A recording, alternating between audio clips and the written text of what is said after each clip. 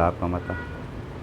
यदि 20% कम पे खरीदी जाती और 15 रुपये कम में बेची जाती तो 40% के लाभ होता। तो क्रय मूल्य ज्ञात कर। तो कुछ नहीं, टेंशन नहीं लेनी।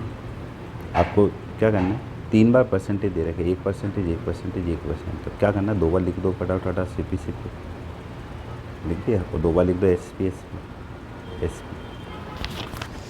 अब याद रखना, ये कह रहा है कि पहले अपन मान लेते हैं कि मानना कि मैंने चीज़ कितने में खरीदी, 100 रुपये में। अब कह रहा 15% लाभ हुआ, तो मतलब 100 का 15% कितना हो गया, 15 रुपये। तो इसका मतलब 115 हो गया।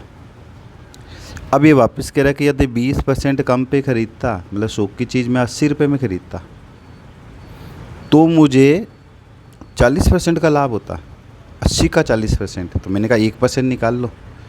1% 8 रुपये, 80 1 पॉइंट लगा दो तो 8 रुपये। 1% नहीं, सॉरी 10%, 8। अब मुझे 40 निकालना था, 8 को कितने, 10% 8 है, तो 40 के लिए 4 से इंटू कर लो इसको। तो इसका मतलब 80 तो है ही, और कितना हो गया 32। तो ये हो गया 8, 9, 10, 11, 112 रुपये। तो SP का अंतर कितना है, 3 रुपये अंतर है ना। तो सॉल्यूशन कैसे करेंगे, CP निकालना है अपन को। तो वही 100 तो लिखना ही है परसेंटेज के साल में, और जो बुक में अंतर दे रखा अब उसको लेना ही है। जो तुम्हारे 15 रुपये दे रखे उसको यहाँ लिखना है, और अंतर कितना है, 3 रुपये का। तो ये अंतर, तो 3 से काटो, 3 पंजे 15, तो ये हो जाएंगे मेरे कितने, 500 रुपये। ये अपना आंसर है।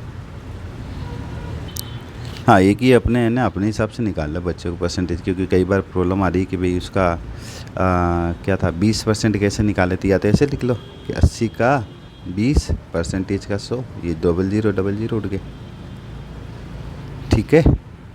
सॉरी 40% है ना, तो 40 हो जाएगा, ये 40, तो 0000 उठ गए। 8 जो कितना हो गया, 32।